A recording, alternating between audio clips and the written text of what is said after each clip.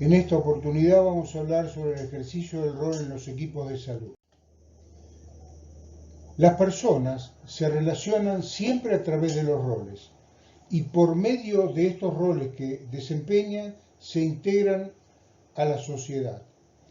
¿Qué es el rol? Es una secuencia de conductas que siempre están relacionadas con el otro, siempre interpretando al otro como un legítimo otro.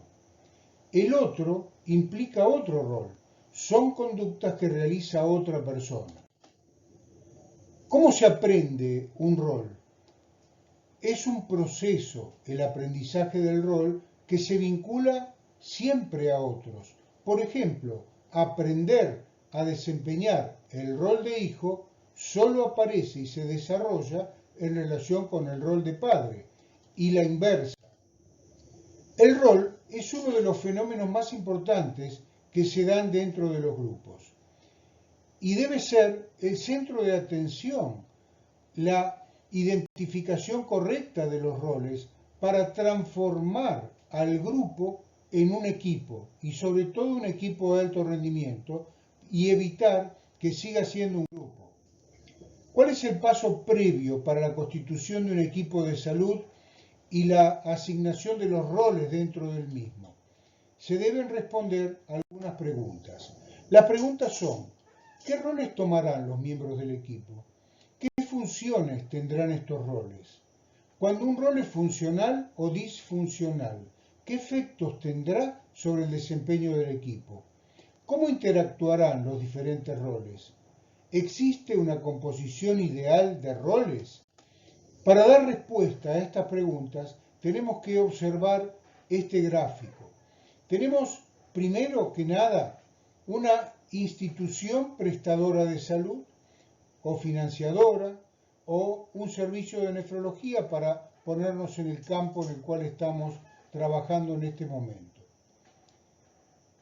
Dentro de él hay un equipo multidisciplinario de salud. Dentro de ese equipo se desempeñan roles. Ahora bien, ¿cómo hemos asignado esos roles? En primer lugar, debemos haber hecho una selección correcta de los destinatarios de los roles. Porque si no lo hacemos correctamente, si asignamos roles a personas, incluso pensando que los premiamos con un ascenso, por ejemplo, corremos el riesgo de colocar a la persona en su nivel de incompetencia. Esto es lo que se conoce como principio de Peter. Por otra parte, para la selección correcta de los destinatarios de los roles, previamente debemos tener una comunicación efectiva y hablar sobre las expectativas que tenemos cuando le asignamos el rol a la persona. Y esto va a evitar la ambigüedad del rol. O sea, aquello de yo no sabía que tenía que cumplir determinadas cosas con este rol. Y esto se vincula con esta otra acción que es la de la escucha empática.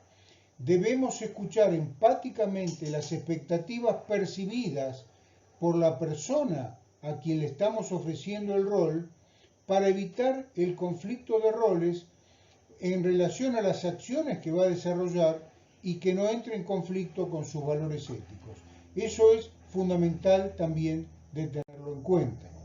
Para analizar el principio de Peter o cómo se puede colocar una persona en su nivel de incompetencia, vamos a poner el ejemplo de Michael Jordan. Michael Jordan, en su biografía y en la biografía que figura en el sitio oficial web de la Asociación Nacional de Baloncesto de Estados Unidos, dice que por aclamación es el mejor jugador de baloncesto de todos los tiempos. Ahora, Michael Jordan decidió retirarse por un tiempo y jugar a su pasión, que es el béisbol. Y fue un fracaso rotundo. Una tapa de la revista Sport Illustrated decía: embólsalo, Michael, con el subtítulo: Jordan y los White Sox son un béisbol vergonzoso. Entonces, ¿cómo son los roles y el equipo de salud? ¿Qué vinculación tiene esto? Los roles de trabajo funcionales dentro del equipo de salud hacen referencia a la distribución de tareas y las responsabilidades. Los roles socioafectivos, en cambio, hacen referencia a los procesos emocionales del equipo. Y los roles de equipo hacen referencia a los procesos de desarrollos e interacciones del equipo en su conjunto. Cuando nosotros analizamos el equipo actual con la combinación de roles funcionales, ahí lo que tenemos son roles de trabajo o funcionales, que como dijimos antes, hacen referencia a la distribución de tareas y responsabilidades. Y nada más. El equipo ideal, sin embargo, necesita combinar los roles de trabajo con los roles de equipo, que hacen referencia a los procesos de desarrollo e interacción del equipo en su conjunto. O sea, hay una brecha de aprendizaje. Para que esta brecha de aprendizaje sea cubierta, necesitamos analizarlo y seleccionar o desarrollar los roles adecuados dentro del equipo. Para ello analizamos el perfil de los individuos, o sea, todo lo que dijimos antes, y lograr en general entonces un equipo ideal combinando los roles de trabajo con los roles de equipo, donde se incluye también los roles emocionales. Pero la modalidad del rol depende de la cultura del lugar de donde se proviene o se vive. O sea, los roles son un proceso, el desarrollo del rol es un proceso y es el que me permite vincularme a la sociedad. Por lo tanto, está impregnado permanentemente con la cultura de esa sociedad. El rol forma parte de una escena dentro de un escenario social y es inseparable de él. Y la interacción se establece entre los roles que intervienen. Cuando los roles son incompatibles entre sí, aparece lo que llamamos conflicto. Cuando la persona se separa del rol que ejecuta, aparecen los falsos roles o roles defensivos. Si separamos la organización del vínculo, los roles solo canalizarán conducta de una de las partes, hecho muy frecuente cuando es una relación muy estructurada. O sea, no aparece el rol afectivo dentro del equipo, que también me lleva a respetar al otro como un legítimo otro, por ejemplo, escuchándolo empáticamente cuando dice, manifiesta o propone algo que incluso puede estar distinto a lo que yo pienso cómo debe encararse una situación o la solución de un problema dentro del equipo. Si esto sucede, desaparece el equipo y desaparece la relación médico-equipo-paciente, que es en última instancia lo que debemos preservar a ultranza. Para esto tenemos que saber que las relaciones interpersonales son siempre sociales. Las económicas, clasistas, partidistas, profesionales, jurídicas, morales, psicológicas, educacionales, pero siempre son asimétricas. Siempre la relación es asimétrica. Y acá tenemos que tener presente la relación médico-paciente. Siempre es una relación asimétrica. Del que sabe, del que tiene el poder del conocimiento con el que requiere de ese conocimiento. Por lo tanto, hay una relación de roles entre el equipo de salud y el paciente. Y esas relaciones entre el equipo y el paciente va a poner de manifiesto en cada uno, en el profesional actuante y en el paciente, la individualidad. Y esa individualidad va a depender de su modelo mental. Del modelo mental del profesional y del modelo mental del paciente, que va a dar lugar a la interpretación de lo que escuche o de lo que esté viviendo en ese momento. Y ese modelo mental tiene 4 ejes: la biología, la cultura, la historia personal y el lenguaje de cada uno de los intervinientes.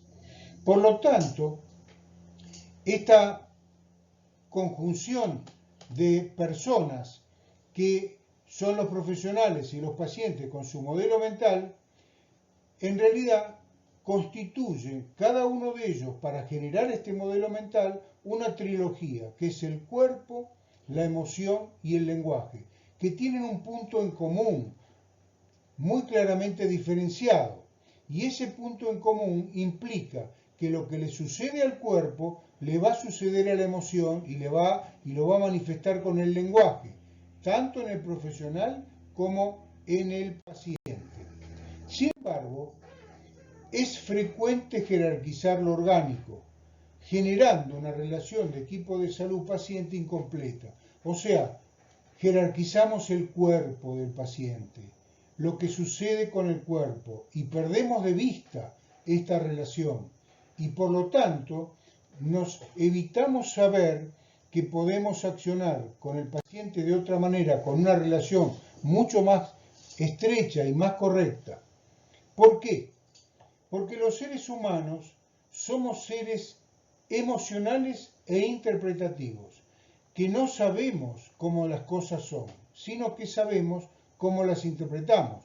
Incluso en el campo de la medicina, lo que llamamos medicina basada en la evidencia, son opiniones fundadas, son interpretaciones fundadas, que se han dado esa interpretación en un conjunto de personas que han llegado a las mismas conclusiones, pero que muchas veces esa evidencia después en determinado momento desaparece. Y lo vemos muy frecuentemente con medicamentos que han sido muy buenos para determinadas patologías y de pronto hay que retirarlos del mercado porque aparecen otras cuestiones que nos pasaron en transparencia, que no hemos observado. Y lo peor de todo es que al ser seres interpretativos, actuamos de acuerdo a nuestra interpretación, producto de nuestro modelo mental y al manejo de nuestras emociones. Cuando nosotros pensamos en esta trilogía, cuerpo, emoción, lenguaje, y decimos que lo que le pasa en el cuerpo impacta en la emoción y la expresamos con el lenguaje, podemos decir que el dolor o padecimiento genera interpretaciones en el paciente, cuyo resultado es el sufrimiento. Y el sufrimiento es un proceso mental de origen lingüístico. Por lo tanto, si es de origen lingüístico, nosotros podemos controlarlo. Y ahí volvemos nuevamente a la función del equipo de salud. No puedo evitar el dolor, pero puedo evitar el sufrimiento modificando la interpretación y ayudando al paciente a modificar esa interpretación. ¿Qué sucede con la relación médico-equipo-paciente en la organización de salud y cómo se gestiona el riesgo? Acá podemos tomar las demandas en el trabajo y el empoderamiento que le estamos dando a los profesionales del equipo de salud o a todos los integrantes del equipo de salud, o sea, a los roles que le hemos asignado.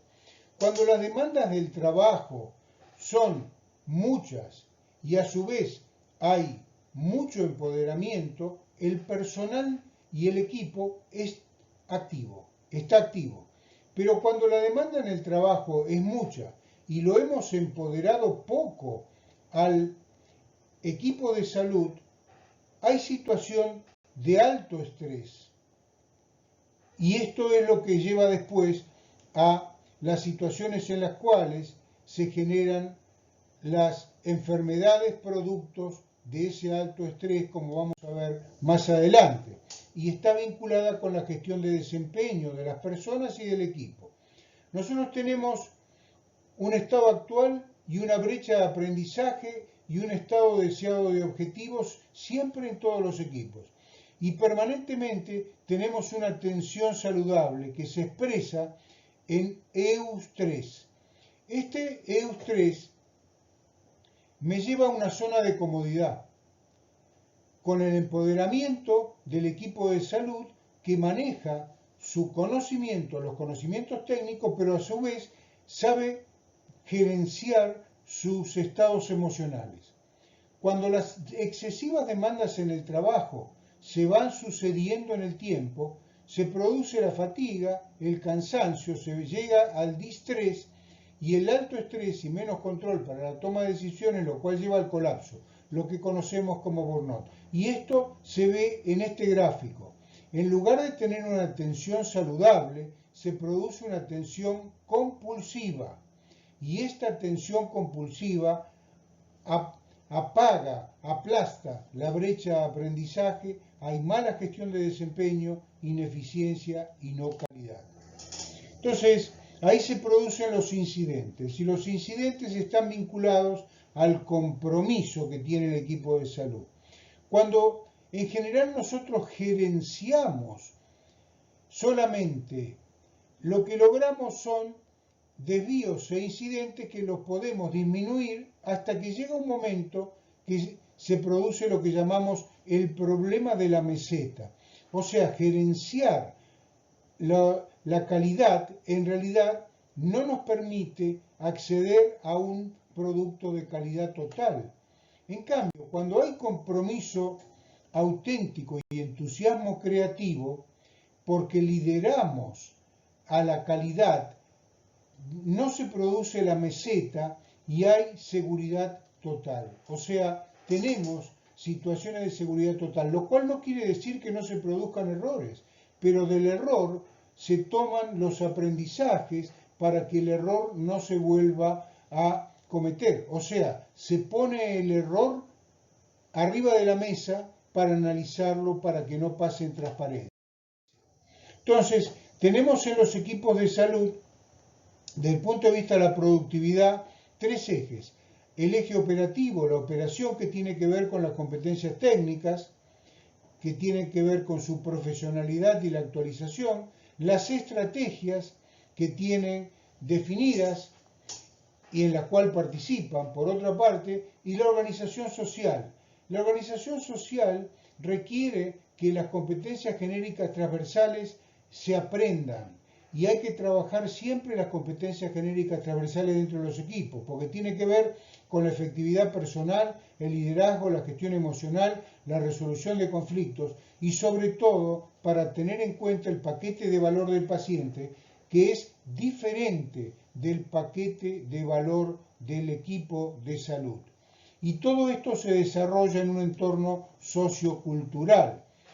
Cuando nosotros traemos los aprendizajes que nos dejó Goleman, sabemos que en el mejor de los casos el cociente intelectual deja sin explicar el 75% del éxito laboral y en el peor el 96%.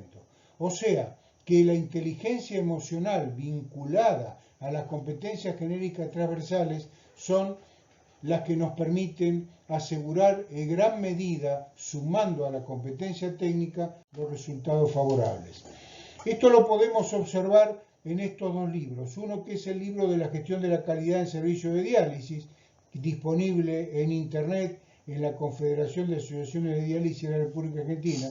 Y este otro libro que escribí en el año 2018, que también está disponible en Internet, tanto en el repositorio de la Universidad Simón Bolívar como en la Confederación de Asociaciones de Diálisis de la República Argentina, que habla justamente de la necesidad de establecer alianzas estratégicas entre la universidad, las organizaciones y las competencias genéricas, sobre todo trabajando con los equipos de trabajo.